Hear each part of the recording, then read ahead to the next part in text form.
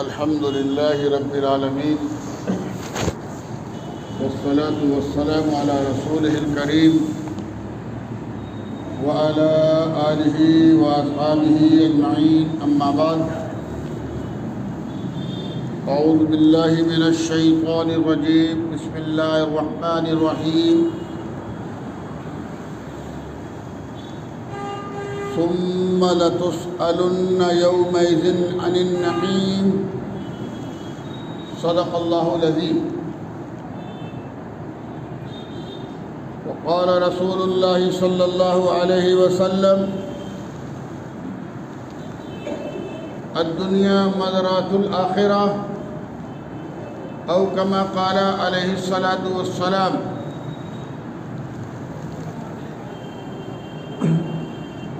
محترم حضرات، حاضرین جامع مسجد عیدی شاہ سہارنپور، نماز جمعہ سے پہلے چند منٹ آپ حضرات سے گفتگو کرنی ہے۔ اور گفتگو کیا ہے؟ ایک درد ہے، ایک کڑھن ہے، ایک تکلیف ہے۔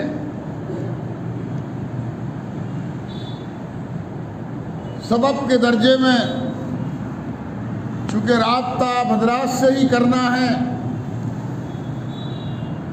اس لیے حاضری ہوئی ہے، ورنہ اصل تو اللہ کی ذات ہے، اسی سے مانگنا چاہیے اور اسی سے اپنے تمام حالات کی شکایت بھی کرنی چاہیے۔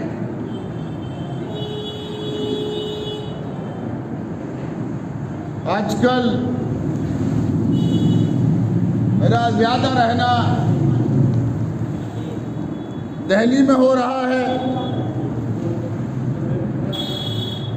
بڑے بھائی حاجی محمد یونس صاحب دہلی سرکار میں MLA ہیں۔ دہلی حکومت کا جو سب سے بڑا اسپتال ہے گرو تیغ بہادر، اس اسپتال کے چیئرمین ہیں۔ تو ان کے تعاون کے لیے کہ زیادہ سے زیادہ ملک و ملت کی خدمت ہم کر سکیں، زیادہ رہنا دہلی میں ہو رہا ہے۔ 15 دن میں 2-3 روز کے لیے سہارنپور آنا ہوتا ہے۔ پرسوں حاضری ہوئی تو مدرسہ معارف القرآن آزاد کالونی کے ناظم صاحب نے بتلایا مدرسے میں بچوں اور بچیوں کے کھانے کے لیے آٹا نہیں ہے، دال نہیں ہے، راشن نہیں ہے، استادوں کو دینے کے لیے تنخواہ نہیں ہے۔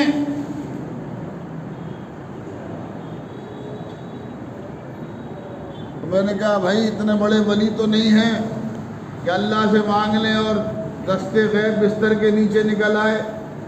چلو بھائی، اللہ نے حکم دیا ایمان والوں کے پاس جاؤ، ایمان والوں سے اللہ کے نام پر اللہ کے نبی صلی اللہ علیہ وسلم کے مہمانوں کے لیے سوال کرو چل کے، کوئی تمہاری شان میں فرق تو آ نہیں جائے گا۔ تو پھر آج طالب علموں کے لیے اللہ کے نبی صلی اللہ علیہ وسلم کے مہمانوں کے لیے، یتیم اور مسکین ضرورت مندوں کے لیے، آپ کی نسلوں کے معمار معلمین تنخواہوں کے لیے آپ کی خدمت میں دستے سوال کرنے کے لیے حاضر ہو گئے۔ لیکن مسلمانوں، بڑے افسوس کا مقام ہے، بڑے افسوس کا مقام ہے ہماری اپنی تمام ضروریات زندگی اچھی طرح پوری ہو رہی ہے. کرونا وائرس کے اس دور میں یقیناً مالی تنگیاں ہیں، یقیناً مالی پریشانیاں ہیں، یقیناً کاروبار متاثر ہیں، لیکن ان ساری چیزوں کے باوجود امت مسلمہ اپنی خواہشات قربان کرنے کے لیے تیار نہیں ہے. خواہشات قربان کرنے کے لیے تیار نہیں ہے. آپ صرف شادی کی تقریب کو ہی دیکھو. بھائی ذرا 1:15 بجنے میں 2-3 منٹ رہ جائیں تو بتا دینا، اور مؤذن صاحب برائے رب کرم نماز کے بعد اس گھڑی کو اتار دینا. اس میں 6 ہی بجتے ہیں، یا آگے نہ آگے بڑھ رہی نہ پیچھے جا رہی، یہ تو ہٹا دینا نماز کے بعد. جی ہاں، ورنہ میں سمجھوں گا ابھی تو وقت ہی نہیں ہوا نماز کا. 2-3 منٹ پہلے مجھے بتا دینا کیا بج گیا. 1 بج گیا، ابھی ہیں 10-15 منٹ. میں عرض کر رہا تھا یقیناً پریشانیاں سب کو ہیں، لیکن ان ساری پریشانیوں کے باوجود خواہشات اور اسراف میں کوئی کمی نہیں ہے. صرف شادی کو لے لیجئے، شادی کی خواہشات کو لے لیجئے. لڑکے والوں کی طرف سے لڑکی والوں پر جہیز اور مانگ کا ظلم لے لیجئے. جس کی بھیٹ چند دنوں پہلے احمد آباد کی ایک عائشہ چڑھ گئی. جی اس نے ندی میں کود کر اپنی جان دے دی.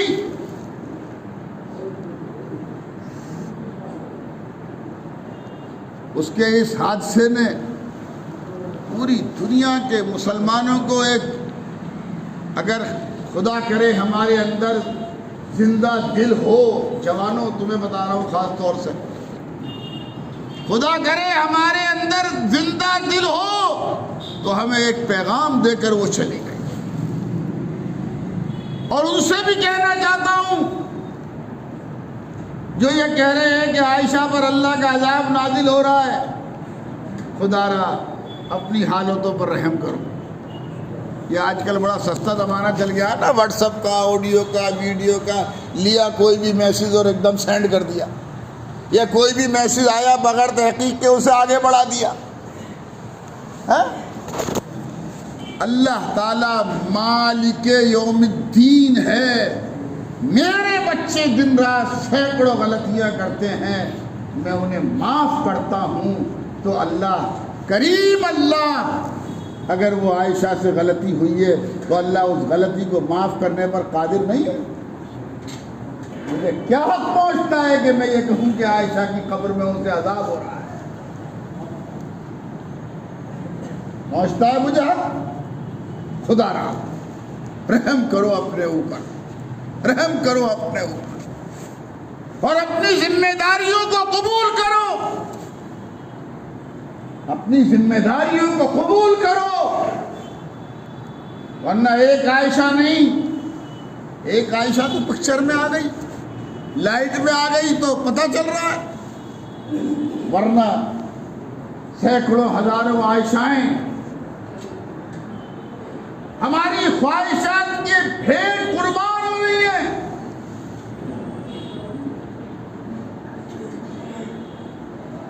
اس تمام تر تنگیوں کے دور میں بھی دیکھو، کیا ہم سادہ شادیاں کر رہے ہیں؟ کیا ہم سادہ نکاح کر رہے ہیں؟ کیا ہمارے نکاح مسجدوں میں ہو کر بیٹی کو گھر سے رخصت کر رہے ہیں؟ میری حیثیت چھوٹا ہال بک کرنے کی ہے، میں چھوٹا ہال بک کر رہا ہوں. آپ کی حیثیت بڑا ہال بک کرنے کی، آپ بڑا ہال بک کر رہے ہو. میری حیثیت 1000 لوگوں کو کھانا کھلانے کی ہے، میں 1000 لوگوں کو بلا رہا ہوں، آپ کی حیثیت 10,000 20,000 50,000 لوگوں کو بلانے کی ہے، آپ 50,000 کو بلا رہے ہو۔ اور مہمان رسول صلی اللہ علیہ وسلم بھوکے ہیں، پیاسے ہیں، کھانے کو نہیں ہے، رہنے کو نہیں ہے، پہننے کو نہیں ہے۔ ان کے پڑھانے والے استادوں کو 10 مہینے سے تنخواہیں نہیں مل رہی ہیں۔ بعض استاد ڈپریشن کا شکار ہیں، بیمار ہیں، پریشان ہیں۔ بعض میں اپنے ساتھیوں کو جانتا ہوں جو مجھ جیسے باصلاحیت ساتھی ہیں، پورے ملک میں تبلیغ دین حنیف کا کام پچھلے 30-35 سالوں سے کر رہے تھے، آج توبہ کر رہے ہیں کہ اب مدرسے نہیں چلانے، اب امامت نہیں کرنی، اب مسلمانوں کی خدمت نہیں کرنی۔ وہ قوم جو پریشانی کی حالت میں بھی امام کو منصب امامت سے نکال دے، مدرس کو مدرسے سے نکال دے، 2-4 ہزار روپے مہینہ تنخواہ دینے کے بعد اسے بھی عادی کر دے، اس قوم کی خدمت کر کے کیا کریں گے؟ رکشہ چلا لیں گے، 1000 روپے روزانہ کمائیں گے، کپڑے کی پھیری لگا لیں گے، آزاد رہیں گے، اور 1800 روپے روزانہ کما لیں گے، اور لوگ کما رہے ہیں۔ دہلی میں اپنے 10 ساتھیوں کو جانتا ہوں، کوئی رکشہ چلا رہا ہے، کوئی آٹو رکشہ چلا رہا ہے، کسی نے اور دوسرا کام جوڑ لیا، کوئی پیٹھوں میں جا کر پھیری کر رہا ہے، پرچون کا سامان بیچ رہا ہے۔ آزادی کی آزادی اور امامت سے زیادہ تنخواہ۔ کون ذمہ دار ہے اس کا؟ کون ذمہ دار ہے اس کا؟ ارے ہندوستانی مسلمانوں، خاص طور سے تم سے کہہ رہا ہوں، جبکہ یہ میری تقریر نماز کے بعد ساری دنیا میں چلی جائے گی، مگر آپ سے کہہ رہا ہوں، مساجد اور مدارس، یہ 2 بڑی نعمتیں اللہ نے آپ کو دی ہیں۔ یہاں ایمان بنانے کی تعلیم ہوتی ہے، یہاں اعمال بنانے کی تعلیم ہوتی ہے، یہاں مرنے کے بعد ہمیشہ باقی رہنے والی زندگی آخرت کی تیاری کی تعلیم ہوتی ہے، یہاں آپ کی نسلوں کی تعلیم اور تربیت اور آپ کی نسلوں کو سنوارنے کا کام ہوتا ہے۔ انہیں بچا لو، انہیں بچا لو، انہیں بچا لو، ان کی حفاظت کر لو، ورنہ بہت تیز رفتاری کے ساتھ طاغوتی طاقتوں کے سہارے، دنیا کی شیطانی طاغوتی طاقتوں کے اسباب کے ساتھ، بہت تیز رفتاری کے ساتھ ارتداد کا، مرتد ہونے کا، کفر کا سیلاب آ رہا ہے، طوفان آ رہا ہے، سونامی آ رہی ہے۔ اگر یوں ہی غفلت میں زندگی گزرتی رہی اور اپنی ایمانی ذمہ داریوں کو نہیں پہچانا، اپنی ایمانی ذمہ داریوں کو نہیں جانا اور انہیں پورا نہیں کیا، تو ہو سکتا ہے ہم اور آپ بچ جائیں، لیکن اپنی اولادوں کو آنے والی نسلوں کو آپ مرتد ہونے سے نہیں بچا سکو، نہیں بچا سکتے۔ زمانہ بڑے غور سے سن رہا ہے، ہم ہی سو رہے ہیں داستاں کہتے۔ بیٹے تم کنارے جاؤ، پیچھے جاؤ یا کنارے جاؤ، بچے پیچھے ہوتے ہیں۔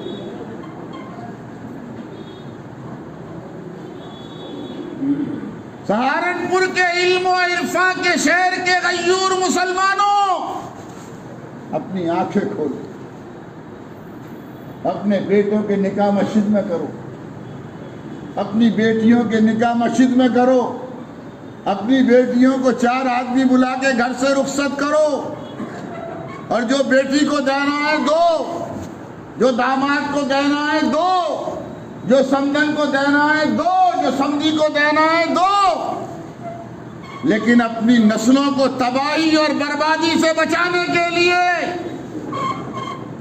جو پیسہ پنڈالوں میں لگاتے ہو، جو پیسہ براتوں کے لانے اور لے جانے میں لگاتے ہو، جو پیسہ ہزاروں مالداروں کو کھانا کھلانے میں لگاتے ہو، اور وہ مالدار بھی اکثر کوئی شوگر کا مریض ہوتا ہے، کوئی جو ہے وہ فیٹ بڑھ جاتا ہے نا جسم میں، کولیسٹرول، کوئی اس کا مریض ہوتا ہے، کوئی کسی بیماری کا مریض ہوتا ہے، وہ ڈھنگ سے وہ کھانا کھاتا بھی نہیں ہے۔ تو بہرحال مدرسہ معارف القرآن والوں نے مجھے اپنے تقاضے رکھے، میں نے کہا چلو بھائی قریب تر مسجد ہے، اس کے امام صاحب بھی ہمارے ادارے کے استاد حدیث ہیں، آپ کے امام صاحب بھی ادارے کے استاد حدیث ہیں، اور کمیٹی والے بھی سب ہمارے کرم فرما ہیں، چلو وہیں چل کے اللہ کے نبی کے مہمانوں کے لیے مانگ لیں۔ تو آپ کے ساتھ درمیان میں ان کے لیے اللہ کے لیے آئے ہیں۔ نماز کے بعد وہ حضرات معارف القرآن کے ذمہ دار آپ کی مسجد میں پیچھے موجود ہیں یا باہر گیٹ پر ملیں گے۔ جو حضرات اوپر ہیں وہ میری اگر اپیل سن رہے ہیں، ان سے بھی کہہ رہا ہوں، چاہے 10 روپے ہی کیوں نہ ہو، انشاءاللہ ضرور ان کی مدد کر کے جاؤ گے۔ آٹا دو، دال دو، چاول دو، کھانے پینے کا سامان دو، جس ذریعے سے بھی مدد کر سکو۔ اور میں تو پوری دنیا میں جا کر کہتا ہوں، اصل مدد یہ ہے کہ آپ سب بھی، آپ کا ہر بچہ بھی، آپ کی ہر بچی بھی مدرسوں کے طالب علم بن جاؤ۔